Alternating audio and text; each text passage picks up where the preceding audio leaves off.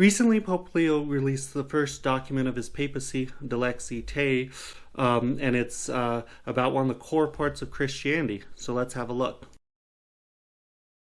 Hello, welcome to Intermirifica New Mexico, the channel where we look at things of wonder from the perspectives of faith and reason, philosophy and theology. I'm your host, Daniel Kelly, and today we're looking at Pope Leo's new encyclical, and I always love to just give a walkthrough of these because sometimes we don't have enough time to read them ourselves, and these papal documents are really important, and it's one of the great wonders that we have as Catholics and as Christians, and I think Pope Leo's exhortation can touch the hearts of all Christians and all people. In fact, it's really amazing. So the name of the encyclical is called Dilexi Te. It's I like how Pope Francis kind of did sequels in the towards the end of his papacy. He did write Laudato Si was his encyclical, then he had to follow that up with a exhortation, Laudato Deum, right, later on.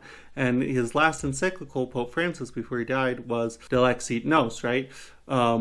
And so the sequel that he was working on was this one, Dilexi Te, and but he passed away, onto his reward, and Pope Leo gets it. He makes some revisions, but he still releases it, and I think that's super cool. That's another cool thing about the continuity between the popes is the last two popes we've had, their first one of their first major documents has been one that was started by a different pope, and they made their own, right? Pope Francis had one that was started by Pope Benedict, and he made it his own, the Light of Faith, Lumen Fidei, right? So it's really cool. This shows this continuity, and I think that's really important and really interesting and good. I think it shows continuity between the popes. And I think this was a missed opportunity. The popes used to refer to themselves with the royal we, right? We say this, and it makes sense.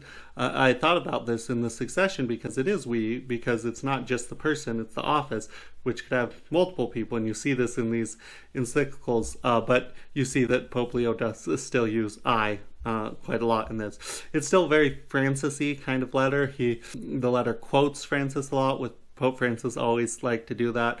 It quotes the bishops' conferences, which Pope Francis also liked to do that. But luckily, it's much shorter than a lot of Pope Francis's stuff.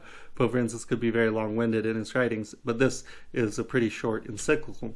It's really hard to summarize this exhortation because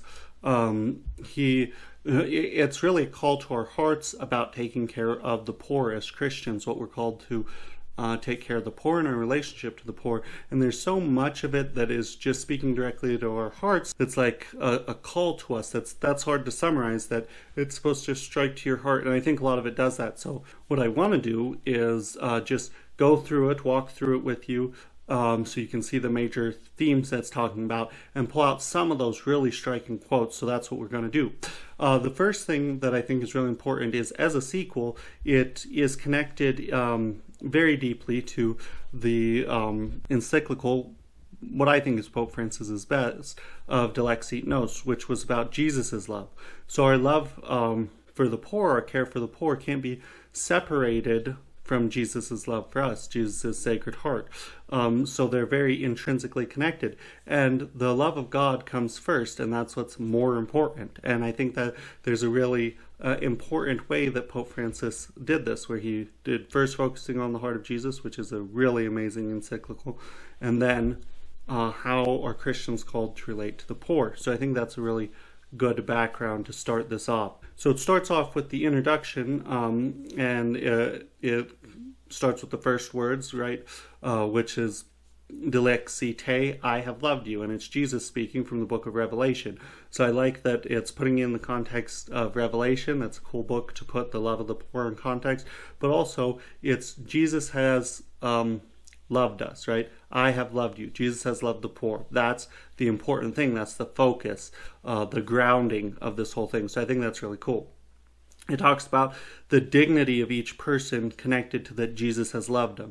And that harkens back to another document of Pope Francis's ministry, Dignitas Infinita, which is really, really good. It wasn't written by Pope Francis, but by his congregation or dicastery for the doctrine of the faith. That's a super good document. And yeah, we all have this dignity because God loves us. So that's really cool in the introduction. And the introduction ends with this thing that kind of summarizes with Pope Leo's talking. This is in section 3. I'm happy to make this document my own, adding some reflections, and to issue it at the beginning of my own pontificate, since I share the desire of my beloved predecessor that all Christians come to appreciate the close connection between Christ's love and his summons to care for the poor. I too consider it essential to insist on this path to holiness. For, in this call to recognize him in the poor and suffering, we see revealed the very heart of Christ. See that connection back to the other encyclical. His deepest feelings and choices, which every saint seeks to imitate, right?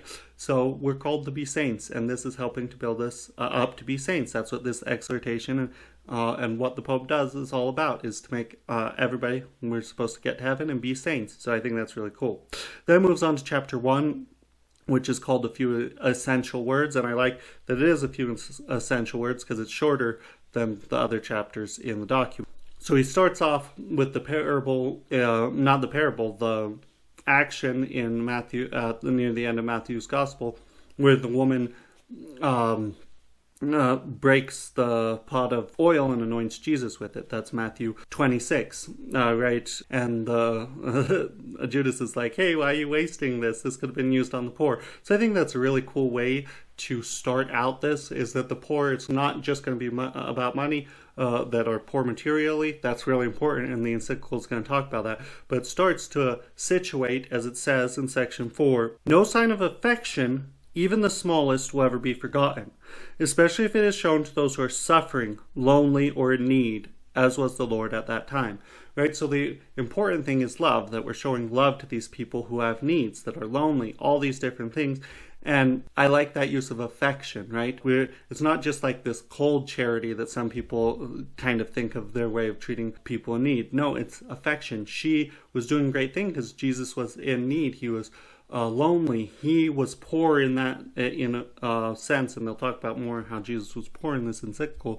And she went to his need, and that's what we're, in an affectionate way, that's what we're called to do. I like section 5 of the encyclical, does something real interesting. It connects Matthew 26, where he says, the poor you'll always have with you, but I won't always be with you, right?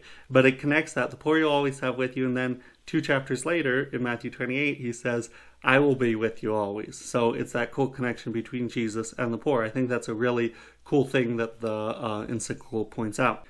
It then moves on to a reflection on St. Francis, the poor man of Rome, right? A really important figure, obviously, for Pope Francis's pontificate. And in caring for the poor, they want to start out with this focus on how did this saint relate to the poor? How is he important? And I think this is really powerful in the end of section 7, paragraph 7. I am convinced that the preferential choice for the poor is a source of extraordinary renewal for both the Church and for society, if we can only set ourselves free of our self-centeredness and open our ears to their cry. So I think that's really important, and it kind of sums up what this beginning part of the exhortation is doing. And then it moves on to the cry of the poor, right? That's the next part. And I love how Pope Francis, when he would write, he'd have chapters and sections within sections, which was always kind of interesting to read. This just has the chapters in the different sections. So in the section, the cry for the poor, it answers, who is poor? What do we mean when we're talking about we need to be close to the poor? This is section 9. The condition of the poor is a cry that, throughout human history, constantly challenged our lives, societies, political and economic systems, and not least the Church. On the wounded faces of the poor, we see the suffering of the innocent, and therefore the suffering of Christ himself. At the same time, we should perhaps speak more correctly of the many faces of the poor and of poverty, since it is a multifaceted phenomenon. In fact, there are many forms of poverty. The poverty of those who lack material means of subsistence. That's usually what we think of when we think of poor, right? The poverty of those who are socially marginalized and lack the means to give voice to their dignity and abilities. Moral and spiritual poverty. Cultural poverty. The poverty of those who find themselves in a condition of personal or social weakness or fragility. The poverty of those who have no rights, no space, no freedom, right? There's all these different kinds of poverty. And he'll talk about those later on in the encyclical. And I think that's really important. And then in section 12, I really like it. He talks about how Europe is facing this epidemic of more poverty and more difficulty. He specifically in the same sections calls out Europe. And then I find it very interesting. Let's not forget the doubly poor are those women who endure situations of exclusion, mistreatment, and violence, since they are less frequently able to defend their rights. I think that's really important that it connects Europe and what women are facing there. And I think that's kind of important for what's happening in the world today. And then in section 13, it's moving on to ideological prejudices is what this section is named. And in section 13, he says, it's sometimes hard to understand what's poor because what's the standard for poverty? And he says, look, in other times, for example, lack of access to electric energy was not considered a sign of poverty, nor was it a source of hardship.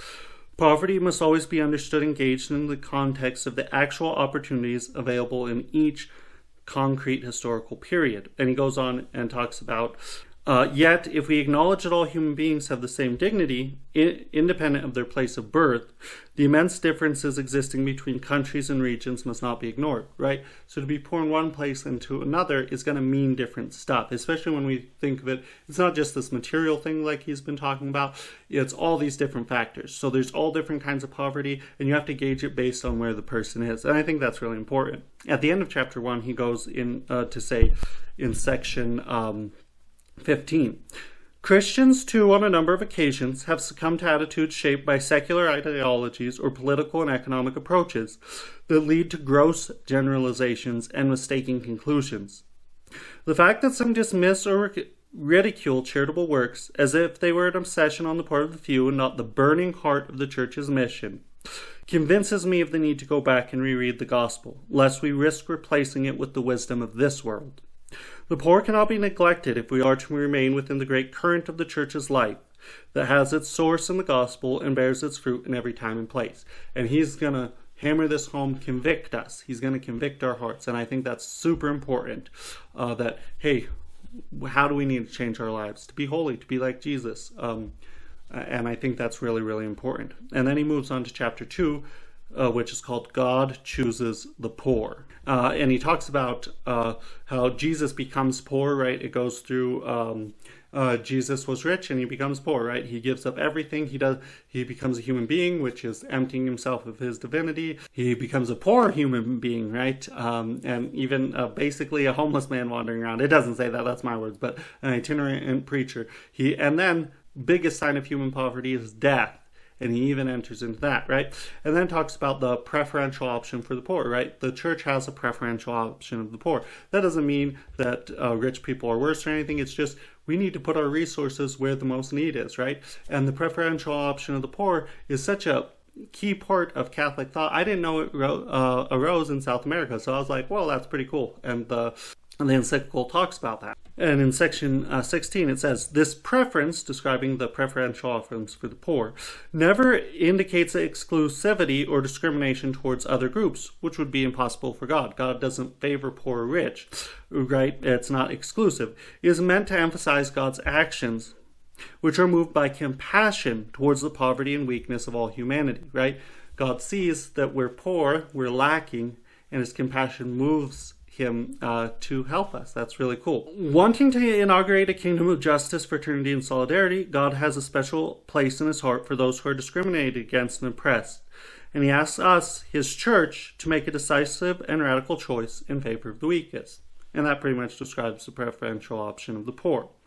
And then he goes through some Old Testament examples before he moves into Jesus, the poor Messiah, where he talks about New Testament examples, okay? So we've got the Old Testament, God's working, and his preferential option for the poor, and it shows in the New Testament that same thing is kind of going on.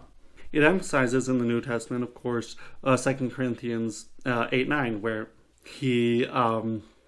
where Jesus emptied himself, taking the form of the slave, right? And I think that's a really important passage for this whole encyclical in this whole idea. And then I like this in section 19. The gospel shows us that poverty marked every aspect of Jesus's life, and then goes through examples showing how poor he was. And it ends with, he died as an outcast, led out of Jerusalem to be crucified. Indeed, that's how Jesus's poverty is best described. He experienced the same exclusion as a lot of the poor, the outcasts of society. Jesus is the manifestation of this privilegium pauperum. He presented himself to the world not only as a poor Messiah, but also as the Messiah of and for the poor, right? He went out to the poor to bring glad tidings to the poor, to announce liberty to captives, right? And it's going to talk about all that more.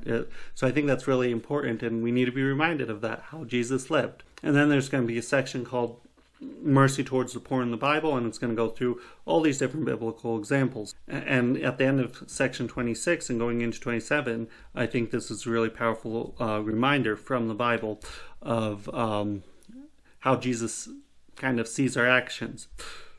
The Lord himself teaches that every act of love for one's neighbor is in some way a reflection of divine charity, right? Of God's love. That's really cool. Truly I tell you, just as you did it to one of the least of these my brethren, you did it to me. Matthew 25:40.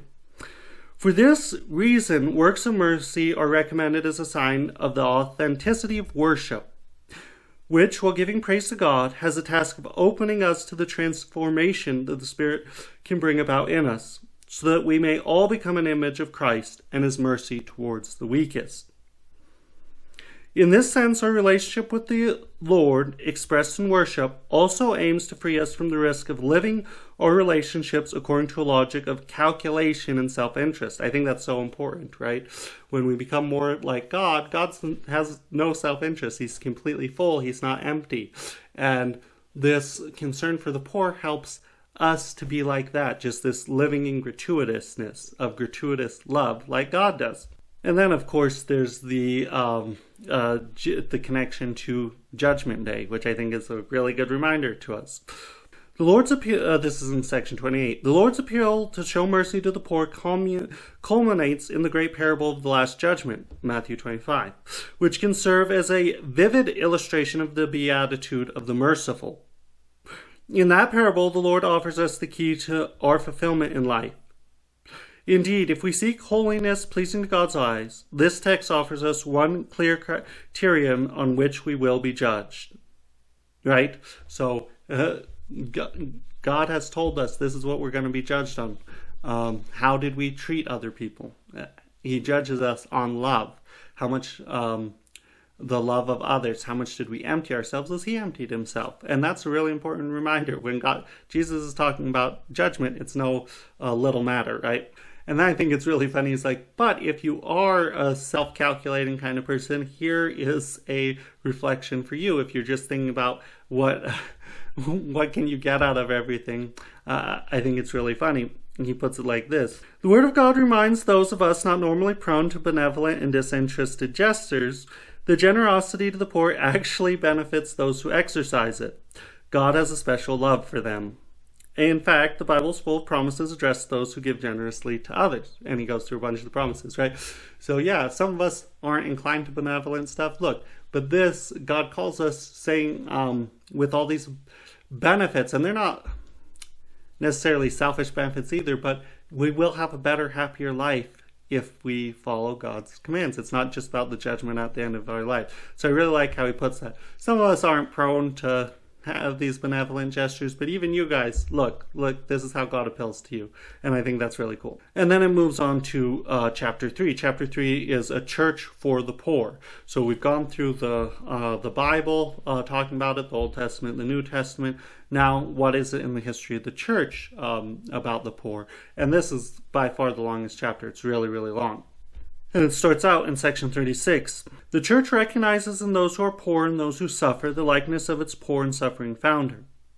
Indeed, since the church is called to identify with those who are least, at her core there can be no room for doubt or for explanations which weaken so clear a message. We have to state without mincing words that there is an inseparable bond between our faith and the poor.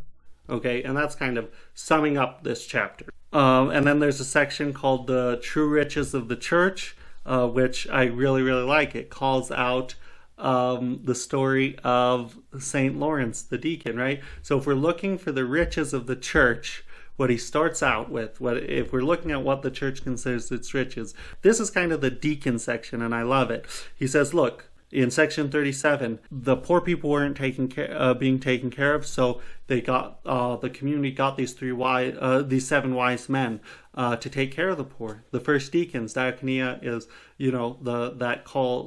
that service of others, right? And right away, Saint Stephen gets martyred. The first Christian martyr is the guy who was chosen to take care of the poor. He didn't even really get a chance to do it because he went, preached a sermon, and got killed for it right away. But then it goes on to, so that's the start of the deacons. And then in section 38 it talks about St. Lawrence, who demonstrates his fidelity to Jesus Christ, this is from the encyclical, in a similar way by uniting martyrdom and service to the poor. Those things kind of go hand in hand, especially with deacons. I like that. It talks about how St. Lawrence was a deacon, and when the prefect said, hey, you need to bring me the riches of the church, and he brought all these poor people, and the prefect was like, hey, what the heck's going on? And he's like, these are the riches of the church, all the people, right? All these poor people. And of course then he got killed for it, but that's the riches of the church. So the encyclical is showing this great tradition of the church, of the poor and for the poor.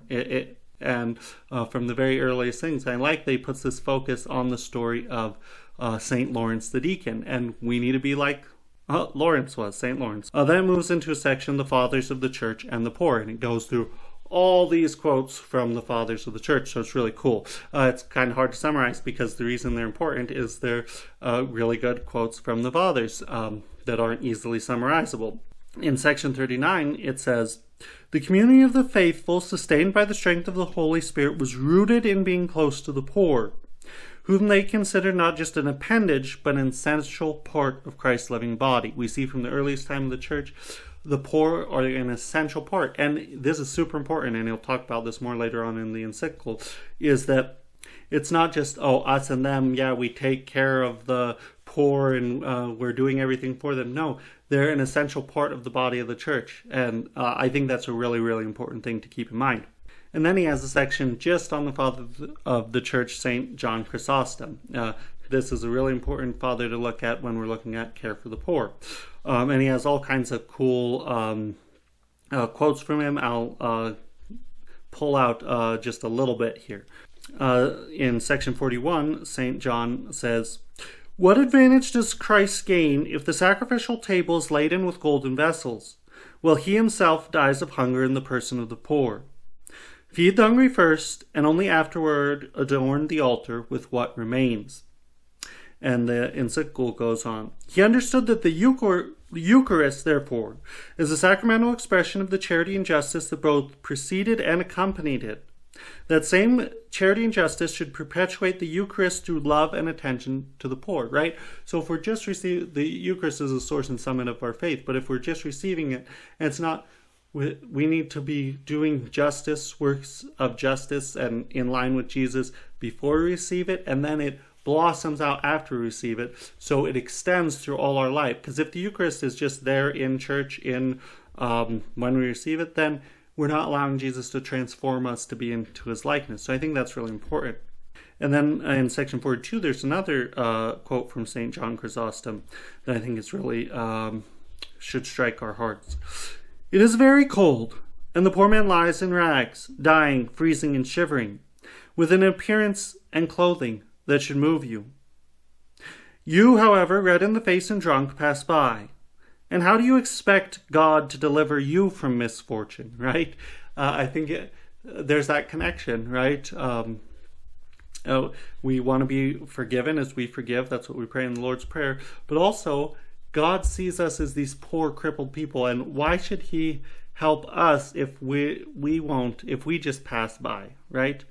He's not the one who passes by. Jesus is the Good Samaritan that goes and takes care of us. So I think that's a really powerful quote. Then it moves on to a section just stated. So we've got St. John Chrysostom from the east. We go to the west, St. Augustine.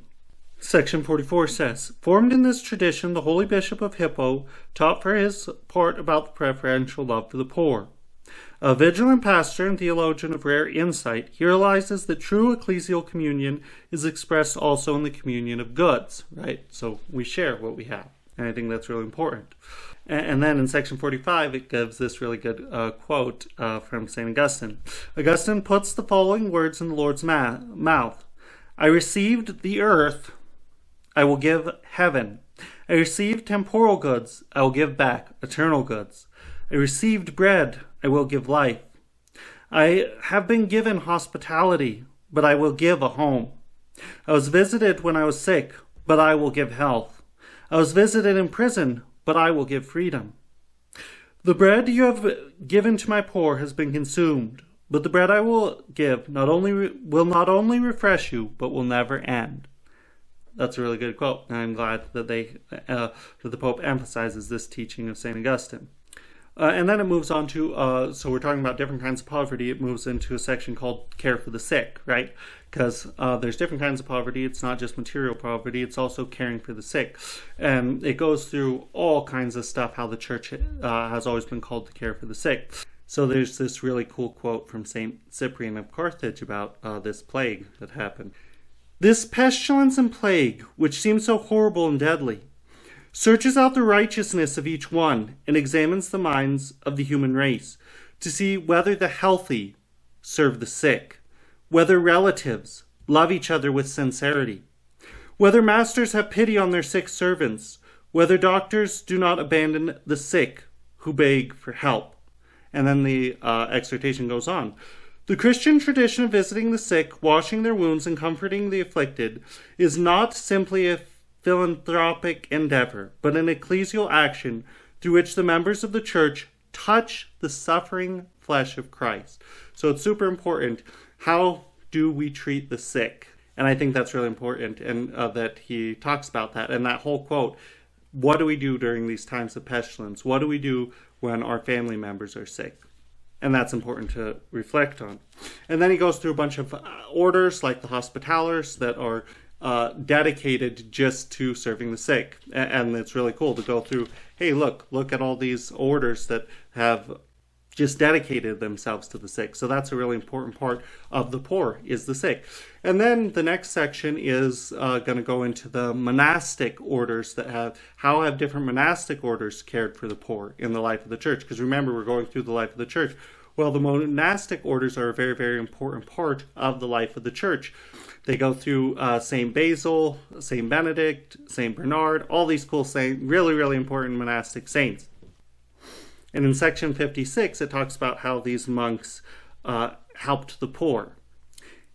They did not limit themselves to helping the poor. They became their neighbors, brothers and sisters in the same Lord. In the cells and cloisters, they created a mysticism of God's presence in the little ones. Wow, really, really powerful. Then it goes on to the next section of caring for the poor is freeing prisoners, right? Jesus came to proclaim glad tidings to the poor, liberty to captives. That's an important part of our life as the church is prisoners, visiting prisoners, freeing prisoners. Sometimes we forget that. I think we forget that a lot as Christians, and this exhortation is reminding us that's an important part of our life. Section 59 says, since apostolic times, the church has seen the liberation of the oppressed as a sign of the kingdom of God. Jesus himself proclaimed at the beginning of his public ministry, the Spirit of the Lord is upon me because he has anointed me to bring good news to the poor. He has sent me to proclaim release to the captives. That's from Luke 4:18. The early Christians, even in precarious conditions, prayed for and assisted their brothers and sisters who were prisoners, as the Acts of the Apostles, chapter 12, chapter 24, and various writings of the Fathers attest. The mission of liberation has continued throughout the centuries through concrete actions, especially when the tragedy of slavery and imprisonment has marked entire societies. This is an intrinsic part of our Christian Catholic faith. And then he goes through there's been whole orders dedicated just to freeing captives in the life of the church, and that's super important. They give of themselves, just like Jesus did. They'll trade themselves for other people's to be free. That's what they dedicate their lives to, and that's so cool. And he goes through talking about those. In section 61, the original spirituality of these orders was deeply rooted in contemplation of the cross. Christ is the Redeemer of prisoners par excellence, and the Church, his body, prolongs this mystery in time. Religious did not see redemption as a political or economic action, but as a quasi-liturgical act, the sacramental offering of themselves. Many gave their own bodies to replace prisoners, literally fulfilling the commandment. No one has greater love than this, to lay down one's life for one's friends. The tradition of these orders did not come to an end, right? It wasn't just during these times of the Crusades and different things. It continues to today. On the contrary, it inspired new forms of action in the face of modern forms of slavery, human trafficking, forced labor, sexual exploitation, and various forms of dependency. So I think that's really, really important. Freeing captives is an intrinsic part of the life of the Church. And then it moves on to the section called the Witnesses of Evangelical Poverty, right? We talked about these cloistered religious. Now we're going to talk about the non-cloistered religious, right? The begging orders, the mendicant orders, right? St. Francis, St. Dominic. These new forms of spirituality are going to emerge that put a really, really spotlight on poverty and the amazing gift that poverty is and how to be close to the poor. And he starts this off in section 64 with talking again about St. Francis of Assisi. He says, his life was one of continuous self-emptying, from the palace to the leper, from eloquence to silence, from possession to total gift. Francis did not found a social service organization, so important. Pope Francis will talk about that a lot. But an evangelical fraternity. In the poor, he saw brothers and sisters, living images of the Lord. His mission was to be with them, and he did so through a solidarity that overcame distances and a compassionate love. Francis's poverty was relational. It led him to become neighbor, equal to, or indeed lesser than others.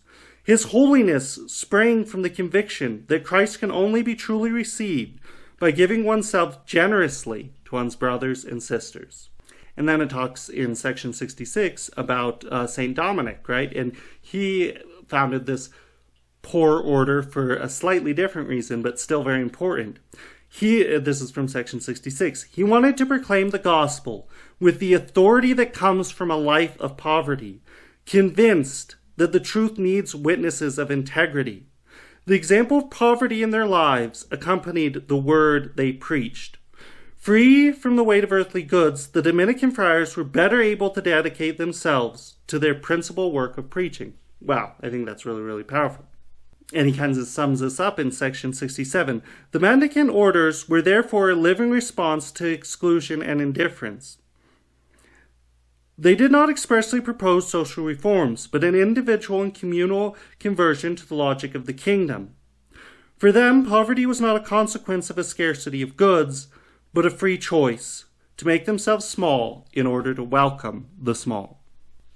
And then the next section is the church and the education of the poor. And I love this, right? So education, this being close and caring for the poor, education is deeply, deeply tied up. So every teacher and every parent, right? Because our children are utterly poor, right? They come into the world with nothing. And one of the main things we give to them is we share about this world. All the good stuff we've got, we give to them. And that's one of the really important ways to be close to the poor, is sharing what we've learned with those who are poor in knowledge, young people, or children, these crazy little monsters that God has given to us that we share with them. That's why I really, really love this section that starts at paragraph 68. And he says in that section, Christians have understood that knowledge liberates, gives dignity, and brings us closer to the truth. For the church, teaching the poor was an act of justice and faith. Inspired by the example of the Master, who taught people divine and human truths, she took on the mission of forming children and young people, especially the poorest, in truth and love. And that's just so powerful. And then he goes on with the history of Catholic schools, all kinds of cool orders and cool saints that made this their life mission. And those are just really good examples to look on and meditate on. And then there's this really cool quote in section 70 from Blessed Antonio Rosmini, who he founded the Institute of Charity, in which intellectual charity was placed alongside material charity, with spiritual pastoral charity at the top, as an indispensable dimension of any charitable action aimed at the good and integral development of the person, right? So we don't just have material charity, we have all these different kinds of charity that are very, very important to share of ourselves and to give of ourselves. I think that's really cool. And he ends this section with, "For the Christian faith, the education of the poor is not a favor, but a duty. Children have a right to knowledge as a fundamental requirement for the recognition of human dignity. Teaching them affirms their value, giving them the tools to transform their reality. Christian tradition considers knowledge a gift from God and a community responsibility. Christian education does not only form professionals, but also people open to goodness, beauty, and truth." So that's just really, really powerful. And this video has already gone on kind of long, and we're about halfway through the encyclical, the exhortation, a little bit more than half. So on Thursday, we'll finish this up. So I hope you enjoyed that. I hope this has inspired you to be closer to the poor, and come back when we walk through the last little bit of the encyclical. So I hope that was helpful for you. You have a wonderful day. God bless you.